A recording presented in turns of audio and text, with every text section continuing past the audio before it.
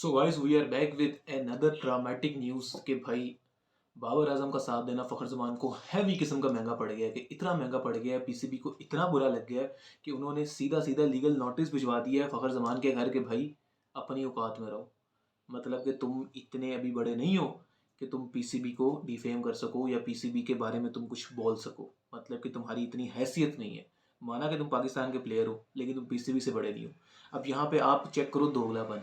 मतलब कि अगर बाबर को निकालने की बारी आ रही है तो सिर्फ और सिर्फ ये क्या कहते हैं वो दिया जा रहा है, आगे से वजह ये दी जा रही है कि भाई गेम से बड़ा कोई इंडिविजुअल नहीं है, गेम से बड़ा कोई प्लेयर नहीं है। ठीक है, क्रिकेट पहले है, पाकिस्तान पहले है, बाद में कोई प्लेयर है। तो हर कोई इक्वल ही मतलब कि क्या कहते हैं उसे ट्रीट किया जाएगा, इक्वली ही ट्रीट होंगे हर कोई, चाहे वो बाबर आजम हो चाहे वो अभी अंडर 19 का कोई प्लेयर हो। अगर पाकिस्तान को फ़ायदा नहीं हो रहा तो भाई हम उसको ब्रेक देने के लिए हम हर मतलब कि हर कोस्ट के ऊपर हम तैयार हैं कि हम उसको दे सकते हैं ब्रेक। लेकिन जहां बात आती है बाबर आजम को डिफेंड करने की, वहां पे क्या आता है कि भाई अगर कोई प्लेयर अपनी जो सच्ची फीलिंग्स है वो एक्सप्रेस करना चाह रहा है तो उसको फटाफट से पकड़ के कहते हैं कि भाई गेम से बड़ा तो कोई प्लेयर नहीं है लेकिन पीसीबी से बड़ा भी कोई प्लेयर नहीं है। पीसीबी मतलब गेम से भी ऊपर है। अगर आप गेम के ऊपर रह के भी बात करोगे प्लेयर की तो तब भी पीसीबी बहुत ऊपर है, पीसीबी आपको बोलने नहीं देगा। तब भी पीसीबी के जो मैनेजमेंट वगैरह जो भी मतलब के इंडिविजुअल्स हैं वो आपको बोलने नहीं देंगे। आपको सीधा सीधा नोटिस पकड़ाया जाएगा आपके हाथ में कि बेटा छुट्टी करो अपने घर जाओ। ये मतलब कि ये हमारा जो एक पूरा निज़ाम है, इस निज़ाम की वजह से हमारी जो क्रिकेट है वो दिन ब दिन खत्म से खत्म से खत्म से दी एंड होती जा रही है कि भाई खत्म, फुल स्टॉप। इससे आगे आप लाइन स्टार्ट ही नहीं कर सकते। यहाँ पे सब खत्म हो गया, ऐसे एंड हो गया, एप्लीकेशन एंड हो गया, लेटर एंड हो गया, हर चीज पैराग्राफ मतलब कि सब कुछ एंड हो चुका है। इसके नीचे कोई जगह ही नहीं है, पेज भी खत्म हो गया जहाँ से आप लिखना स्टार्ट करो। पेज की आखिरी वाली लाइन भी नहीं बची है, वहां पे आप एक्स्ट्रा लाइन लगा के लिख रहे हो, कुछ भी नहीं रहा। ये मतलब कि इसकी वजह से हमारी क्रिकेट जो है वो इतनी डाउन हो रही है, इस मैनेजमेंट की वजह से और इस माइंडसेट की वजह से कि जहाँ पे आप डरो, जहाँ पे आप सच बोलने से डरो, जहाँ पे आप बताओ कि यार यहाँ गलत है या यहाँ मतलब ये सही है। यार अगर फ़खर जमान जो भी था, आपने तो अपना डिसीजन लेना था, ले लिया। बाबर को उठा के आपने बाहर मार दिया, ठीक है। आप कुछ एम्पायर्स के कहने के ऊपर उनके मतलब के मुझे हंसी आती है कि यार एक एम्पायर आके जो मैच में आउट करता है वो आप स्कोर से भी आउट कर रहा है। मतलब कि सोचो क्या ही मतलब कि हमारा निज़ाम है यार पीसीबी का। खैर एनीवेज, एक एम्पायर के कहने पे आपने चलो बाबर को बाहर कर ही दिया, लेकिन अगर दूसरी तरफ उसका कोई मतलब कि टीममेट अगर कोई इसको सपोर्ट दिखाने की कोशिश कर रहा है तो उसकी तरफ से आप क्या मतलब मुझे सिर्फ ये बताओ ना।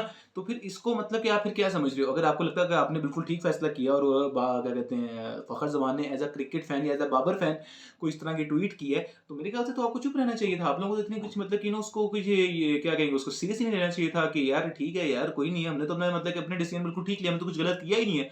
तो अवाम का फैसला है और फ़खर जमान भी एक अवाम में ही आता है, तो उसकी मर्जी है वो जो मर्जी ट्वीट करे और ये हमारा फैसला, हमने तो चेंज नहीं करना। तो आपको उसके ऊपर पूरा आपको एक लीगल नोटिस भेजना पड़ा कि भाई अगर उसके साथ हो रहा है तेरे साथ भी हो सकता है, चुप करके बैठ जा, तू भी मतलब कि जा सकता है टीम से बाहर। मतलब कि ये आपने एक फ़खर जमान को नहीं, एंटायर क्रिकेट कम्युनिटी को आपने आपने एक मैसेज दे दिया है, साइलेंट मैसेज दे दिया, बल्कि ओपन मैसेज दे दिया है कि कोई भी जाएगा। अगर सपोर्ट में बोलोगे गलत डिसीजन के लिए आवाज उठाओगे तो तब भी आप जाओगे। तो इसलिए चुप करके जो आपके साथ हो रहा है, जो यस मैन बन के क्रिकेट खेलते रहो और कुछ नहीं।